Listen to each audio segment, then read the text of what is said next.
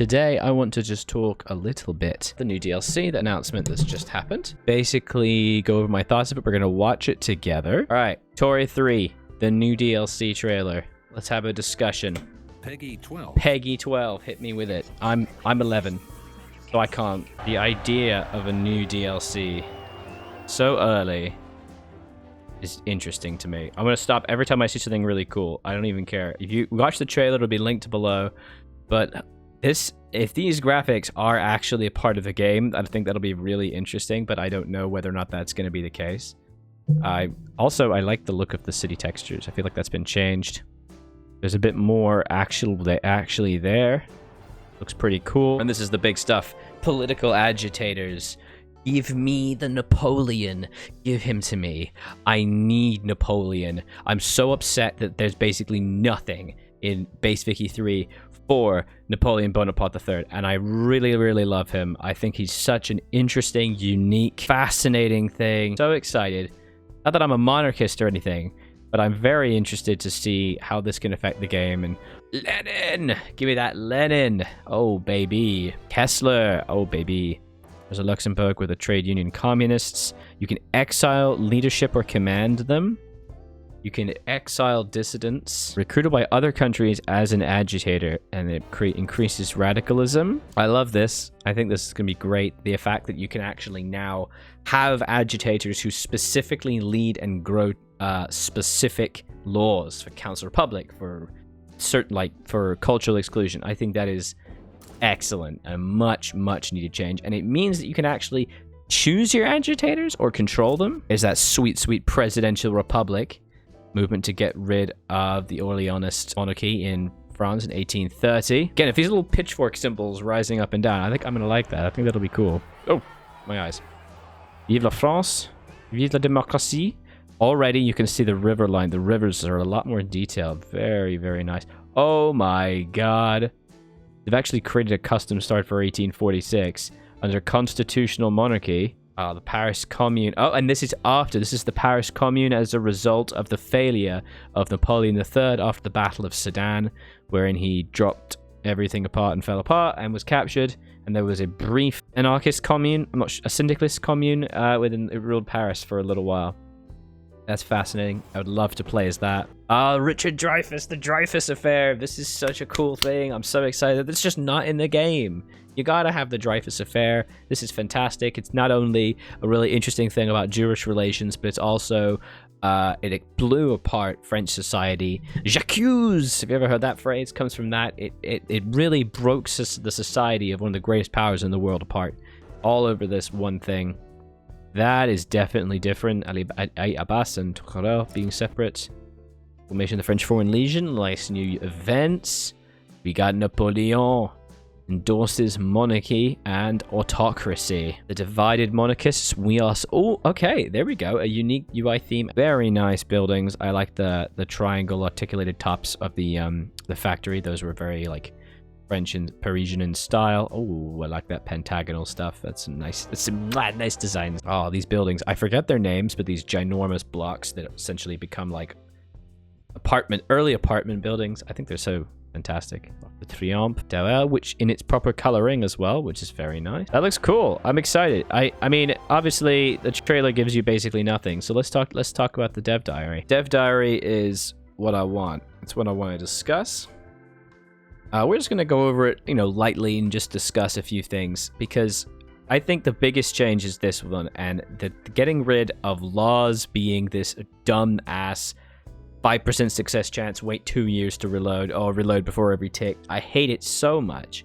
And so what they're doing is they're making it, to sum it up, they're making it so that you have a series of setbacks.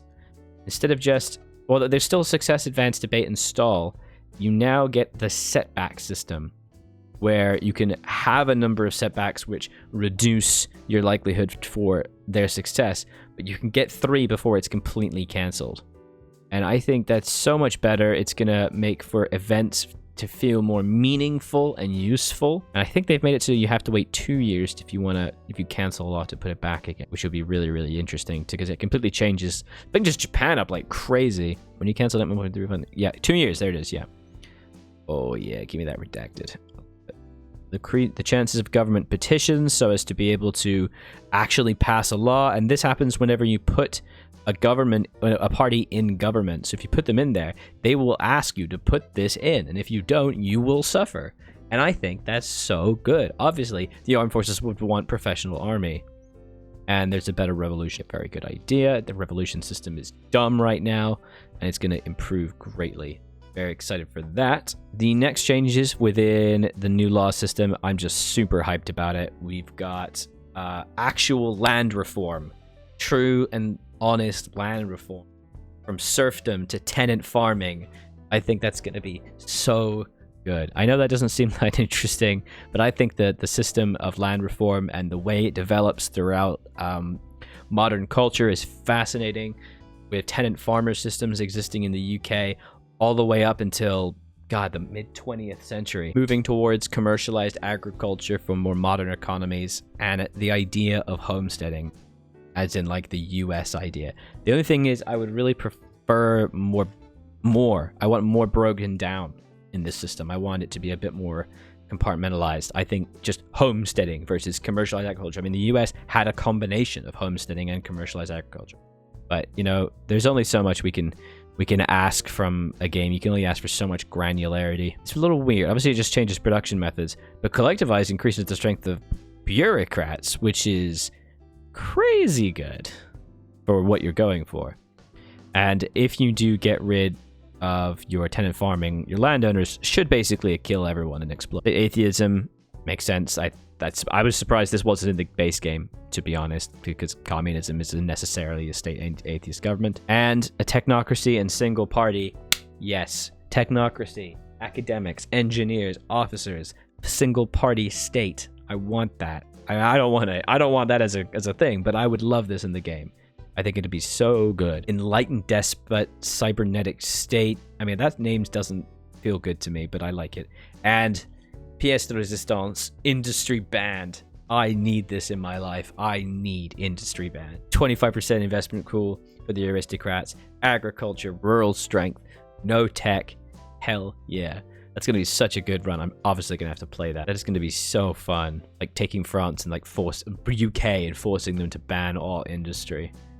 That'll be cool. Finally, we've got the most recent one, which is the announcement of Voice of the People, going more into the idea of exiled agitators. This one doesn't, this DLC, this dev diary really doesn't talk too much.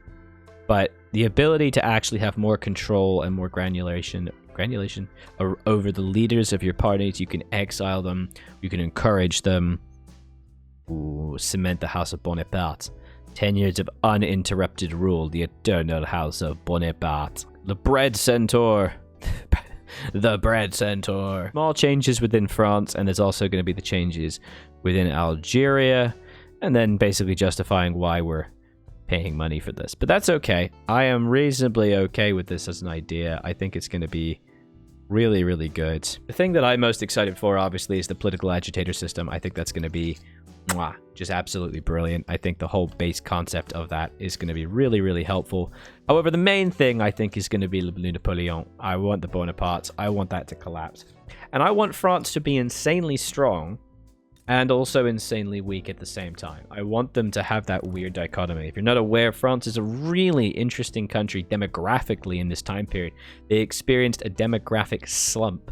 For example, they had more population than Britain and around a similar population to Germany in around 1870.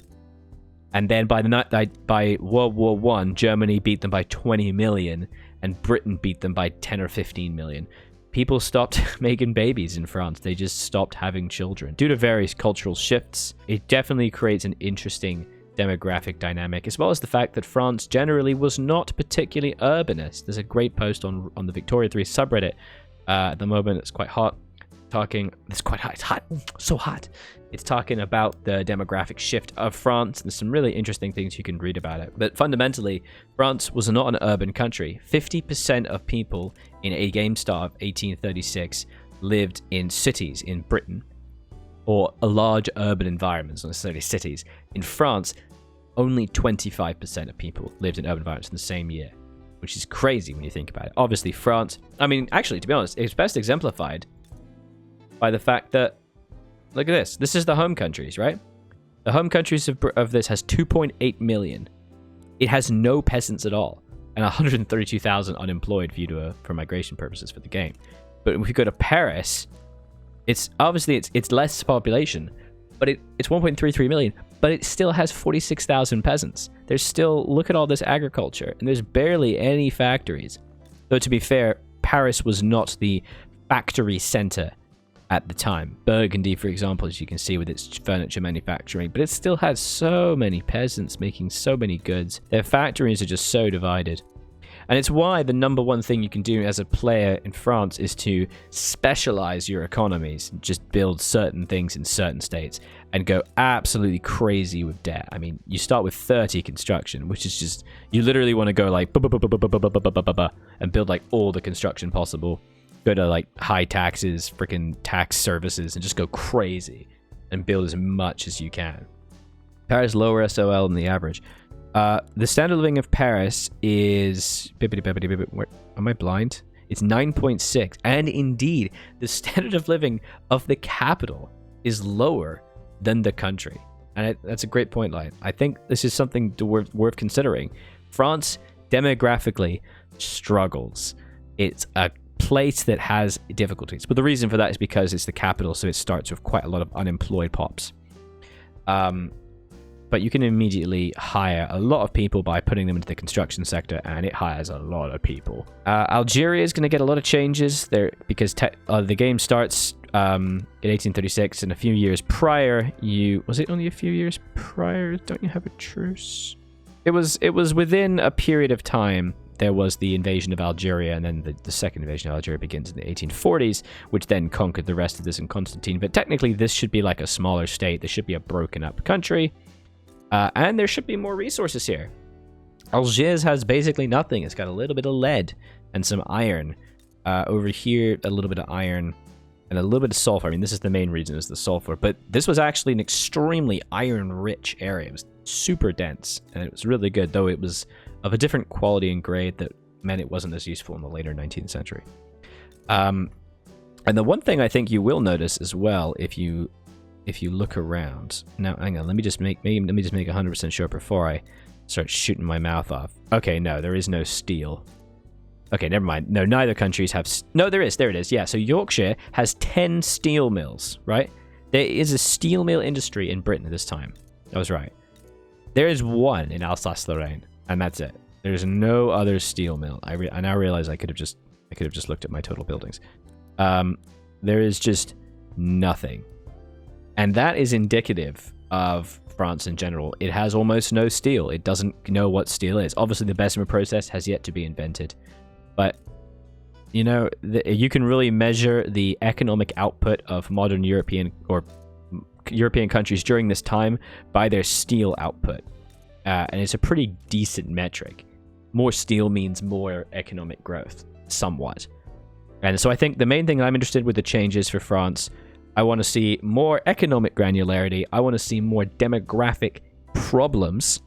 And I want to see all kinds of Bonapartist shenanigans. And hell, I want to see a Brittany independence movement. Let's go. And like, I don't know, Poitou and freaking Aquitaine claims for England or something. That'd be dumb. Actually, I haven't actually done this. Maybe I should. I should like reclaim as Britain. Like, you should take back Normandy and then take back Aquitaine and Poitou. It'd be very fun. All right. I'm really, really excited for this DLC. I think it's going to be a lot of fun. Let me know in the comments what you think about it and if you think I've missed some understanding of certain things.